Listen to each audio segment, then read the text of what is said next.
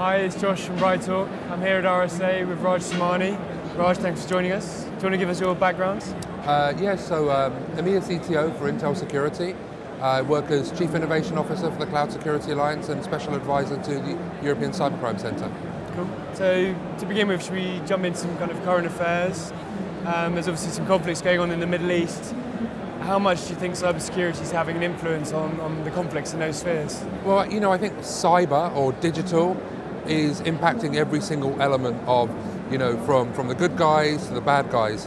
Not only in terms of, being able to provide information, but equally the ability to be able to recruit as well. So digital systems are the foundation of every single thing that we do, both criminal as well as sort of, from an industry perspective. Sure. And do you think that can be applied as well as for kind of the Russian-American muscle flexing at the moment? There's a bit of tension.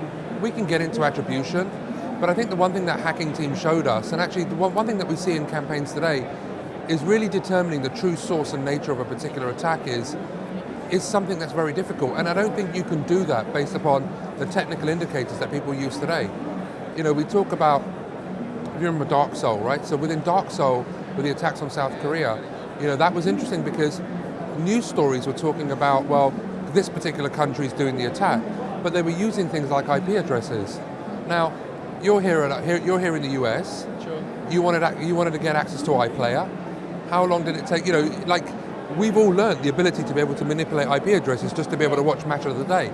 Well, don't you think that adversaries have done that way before us? So there's been a lot of talk recently about the cyber skills shortage. Do you think that's going to have some kind of influence on the global power struggles in the years to come? We'll just find a way out of it. That's what we do, right?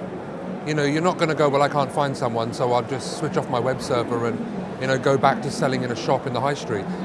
And actually, we just did a study and we asked people about cloud computing as an example. And we said, at what point will 80% of your infrastructure be hosted in the cloud? What do you think they said? Years, right? Yeah. 16 months on average. Right. 80% of companies will be migrating to the cloud. And so what will happen is that, well, okay, we're not able to get people, but organizations are going to go, well, why, as an insurance company, for example, we provide insurance. So I'm not in the IT business. I don't manage firewalls. I'm not a security specialist. So let me find companies to be able to manage that part of the business, which is not core to what I do.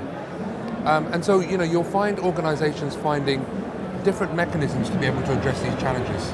Okay. If you were a young person wanting to get into the security industry, what do you think of the kind of enticing elements that would draw you in? I don't know how people know about this industry. Yeah? Yeah, I speak at schools a lot about working in this industry because it's awesome, right? It's great fun. And they had they had people with normal jobs. They had the local solicitor or the local bobby or the local army recruiting office. And it was no different to when I was going to school. We had these people offering these same jobs 20, 30, 50, 60 years ago. And I'm we need to wake up. And this is not, government's fault. This is not our fault. This is they say it takes a village to raise a child, but with social media now, we're a sprawling metropolis. Each and every single one of us should be out there inspiring the next generation.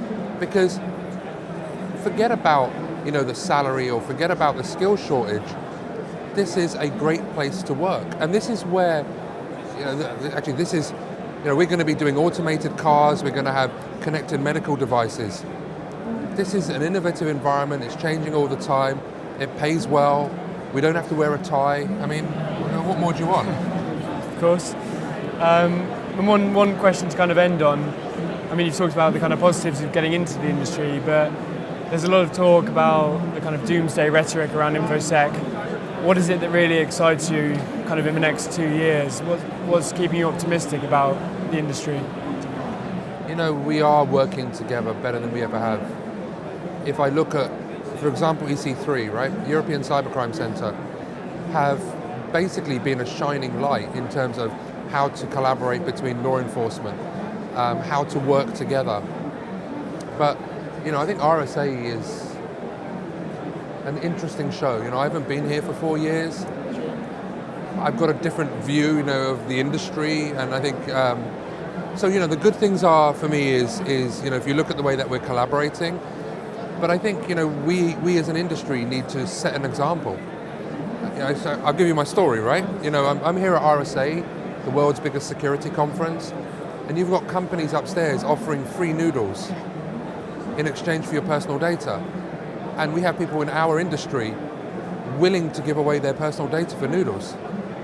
I mean, we can't, as an industry, turn around and blame users for giving away data for chocolate if we ourselves take it for noodles. Sure. I mean, admittedly, I guess noodles are probably worth more than chocolate, I guess. Noodles are quite delicious. Yeah, they are quite delicious, so I guess. So, I think I'm really optimistic about the way that we're collaborating, but I do feel that we as an industry need to start setting that example.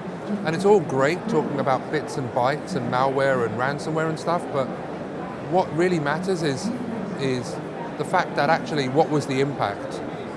Hospitals turning away people because of ransomware attacks. That's actually what this is about. So maybe we need to get out of our own little bubble and kind of start looking at providing best practices for companies and businesses and people and children out there. Something to be optimistic about. I think there's work to do. But you know what? We've got some great examples out there. And like I said, EC3, a big fan. Well, Raj, thanks for joining us. Hey, no problems. We're going to be at RSA all week, so tune into BrightTALK for more content.